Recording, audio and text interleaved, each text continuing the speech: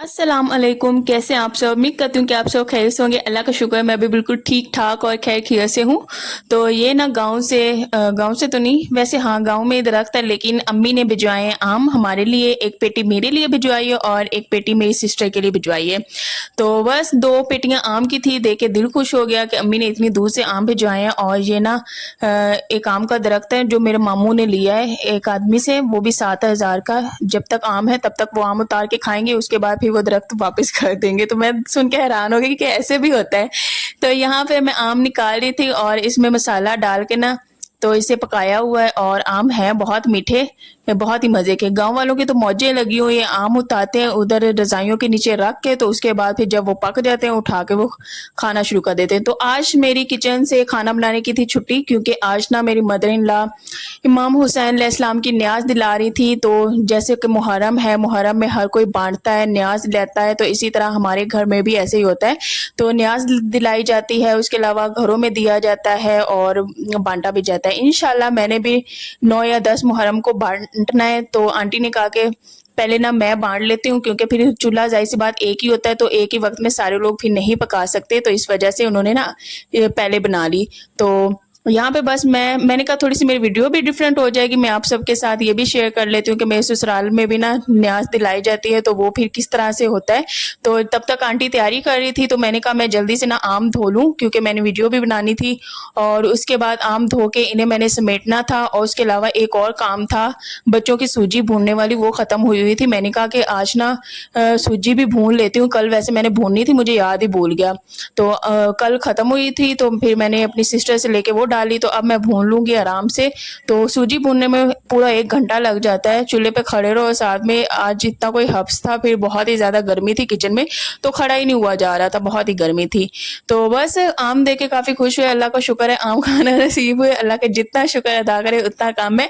वैसे तो जो भी आम लेते हैं ना, वो मेरी कोशिश होती है कि बच्चों को मैं दे दूँ, या फिर शेक की फॉर्म में, या फिर उसी तरह ही। तो मेरी एक प्यारी सी बहन का कमेंट भी आया था, आपने तो कहा था एक ही दफ़ा बस आम लिए। तो मैंने ना खुद ही कह के अपने हस्बैंड से मैंने कहा कि बच्चों के कम से कम एक दफ़ा और तो आम ला के दे दें। चलें गर्मी के 2 दफ़ा इंसान खा ले, लेकिन उसके बाद फिर अम्मी ने भी ये भिजवा दिए। तो अल्लाह का शुक्र है, जितना शुक्र अदा करे ना उतना कम है। तो बहुत ही मीठे ये आम है।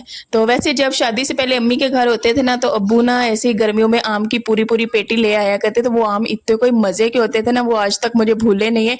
एक आम की पेटी ऐसी थी जो मेरी बर्थडे पे आई थी, अब्बू ने स्पेशल मेरे लिए ली थी कि ये ना बर्थडे गिफ्ट है इसका।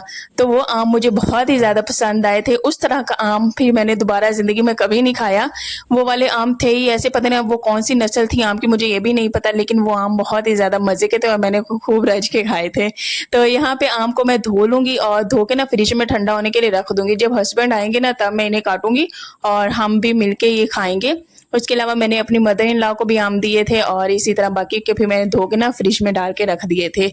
तो वैसे तो नॉर्मली ना मैं अपने हाथ का ही खाना खा खा के ना काफ़ी ज़्यादा बोर हो जाती हूँ, लेकिन जो मेरी मदर इन लॉ है ना, उनके हाथ के खाने बहुत ही ज़्यादा मज़े के होते हैं, बहुत ही मज़े के होते हैं। उनके हाथों में जो जायका है ना, मैं कहती हूँ आगे जो भी ये नस्ल है ना, हम सब उस तरह का किसी में भी उस तरह का खाना किसी को भी नहीं बनाना आता। उसके अलावा जो मेरी अम्मी है ना, मैं अपनी अम्मी के खानों को भी बहुत ज़्यादा मिस करती हूँ, क्योंकि मेरी मदर इन लॉ और मेरी अम्मी दोनों बहनें हैं ना, ये खाने बहुत ज़्यादा मज़े के बनाती हैं। ये ना कोई मसाला डालती हैं ना कुछ और, लेकिन इनके साथ हाथों में ना ऐसी कोई गजाइयत है, ऐसा कोई जायका है ना, ये जो चीज़ सब्जी जो चीज़ भी बनाए ना, उसमें जो जायका है ना वो उभर उभर के आ रहा होता है।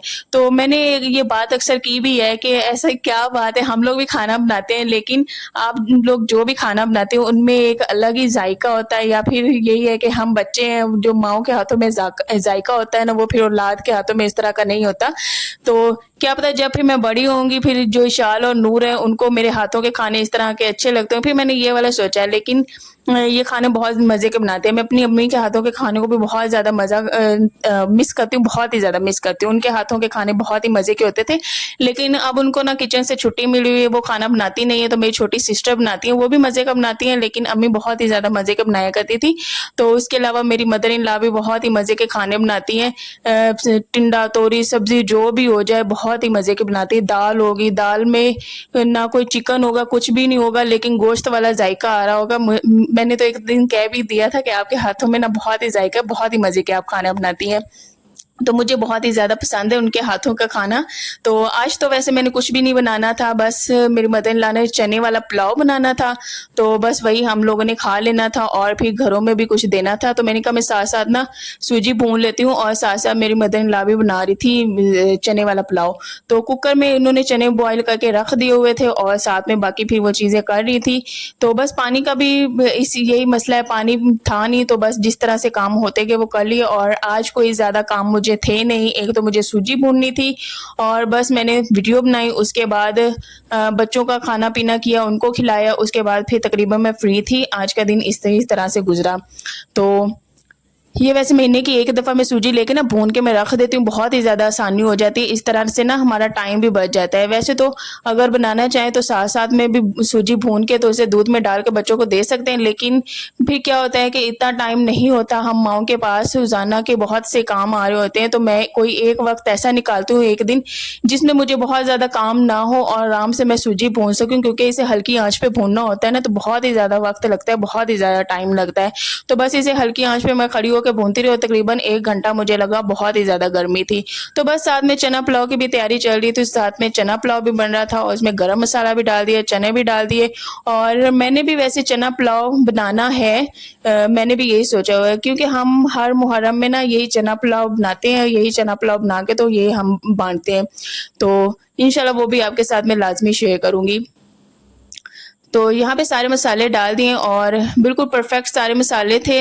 इसमें नमक कह रही हूँ, नमक, मिर्च, हर चीज़ पूरी-सूरी थी, बहुत ही मज़े के थे। चने वाले पुलाव में थोड़ा-सा ऑयल ज़्यादा डलता है, तो फिर वो ज़्यादा खिले-खिले बनते हैं। तो यहाँ पे बस अदरक लहसुन का पेस्ट डाल दिया, उसके बाद इसमें टमाटर डालने हैं और सारे मसाले इसी तरह आ जाएँगे। फिर पानी डाल के तो इसको ऐसे ही पकने के लिए छोड़ देना होता है।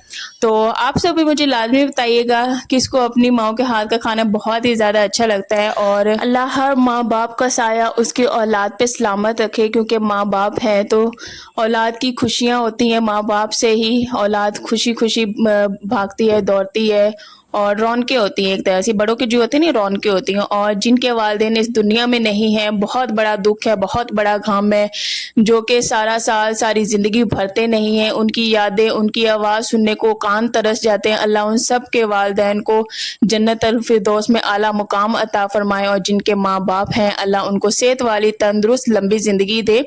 तो माँ-बाप के साथ बहुत ही रौनकें होती हैं, बहुत ही खुशियाँ होती हैं, क्योंकि माँ-बाप एक ऐसी नेमत है, माँ-बाप एक ऐसी हस्ती है ना जिसका कोई नेमो बदल है ही नहीं। तो यहाँ पे साथ-साथ पुलाव भी तैयार हो गया, बस यहाँ पे अब साथ में चने डाल देने और साथ में चावल डाल देने, फिर बस दम पे लगा देंगे और उसके बाद ये पकते रहेंगे। तो इस्लामाबाद में वैसे तो बहुत ज़्यादा बारिशें हुई थी, लेकिन अब आज बहुत ही ज़्यादा गर्मी है। सुनने में तो यही आ रहा है कि अभी और बारिशें होनी हैं। तो जब बारिश होती है तब बहुत ही ज़्यादा अच्छा मौसम हो जाता है, किचन में काम करना बहुत ही ज़्यादा आसान हो जाता है। तो मैंने कहा जब तक ये चावलों को दम हो रहा है तब तक मैं ना ये आम समेट लेती हूँ। तो ये एक वाला फ्रिज तो हम तीनों फैमिली यूज़ करते हैं, लेकिन ये एक पोर्शन ना मैंने लिया हुआ है, ये इसे गल्ला कहते हैं हम लोग, और इसी में मैं आम, सब्जियाँ जो भी मेरी पूरी आ जाती हूँ वो मैं रख लेती होती हूँ। तो यहाँ पे इसमें मैं जो भी फ्रूट मेरा थोड़ा सा ज़्यादा हो जाता है ना, वो फिर मैं इसमें एडजस्ट करती हूँ। तो यहाँ पे मैं आम एक दूसरे के ऊपर रख दूंगी, और वैसे तो मैंने अंडे भी इसी में रखे हुए थे, क्योंकि मुझे पता होता है ये वाला मेरा है पोर्शन गल्ला कहते हैं, वैसे तो हम इसे गल्ला कहते हैं, आप लोग क्या कहते हैं मुझे कमेंट्स में लाजमी बताइएगा। तो इसमें अंडे भी रख लेती हूँ, टमाटर भी रख लेती हूँ, हरी मिर्चें, सब्जी जो भी इसमें पूरी आ जाती है ना वो मैं रख लेती हूँ। बाकी अगर ना पूरी आए तो फिर बाकी मैं दूसरी साइड पे रख लिया करती हूँ, ऐसा वैसा कोई मसला नहीं है। तो वैसे इसमें रखना मुझे बहुत ही ज़्यादा अच्छा लगता है, इस वजह से मैं इसमें रखती हूँ। तो आम भी इसमें मैंने रख दिए, सेट कर दिया। उसके बाद हमारा मज़ेदार सा ना चना पुलाव रेडी हो गया। बस अब यहाँ पे प्लेट्स बननी थी, कुछ घरों में देना था, और उसके अलावा फिर हम लोग भी तो बैठे हैं ना, जाहिर सी बात है, मदर इन लॉ ने बनाए हैं पुलाव, तो मुझे इनके हाथों का खाना बहुत ही ज़्यादा मज़े का लगता है, तो मैं तो लाजमी खाने वाली हूँ। तो इसके अलावा मैंने तो फ़ौरन ही जब उन्होंने डाल कर प्लेट में दे दिया था, मैं फ़ौरन ही खाने लगी। तो मैंने हस्बैंड का भी वेट नहीं किया, क्योंकि मुझे खाना इतना को इनके हाथ का पसंद है ना, बहुत ज़्यादा पसंद है। तो बस यहाँ पे इसके अलावा मेरी सिस्टर इन लॉ जो अपने बड़ी सिस्टर इन लॉ है ना अपने घर रहती हैं, तो बस उनका भी ये टिफ़िन में डाल रहे हैं और उनके घर में भी भेजना है। तो मज़ेदार से चना पुलाव रेडी हो गया और वैसे तो इसमें सॉल्ट ना जो है मैंने ही पूरा किया था, तो एकदम परफेक्ट हो गया। वैसे कभी-कभार मुझसे ज़्यादा हो जाता है, तो आंटी यही कह रही थी कि ये ना तुम ज़्यादा कर दो। मैंने कहा नहीं, कल मैंने जो चावल बनाए थे ना उसमें सालन था, इस वजह से थोड़ा-सा ज़्यादा हो गया, लेकिन फिर मैंने जब लींबू डाला था ना, लींबू से पूरा हो गया था। तो अब मुझे पता है इसमें कितना डालना है, तो फिर मैंने इस डाल दिया और फिर पूरा हो गया था।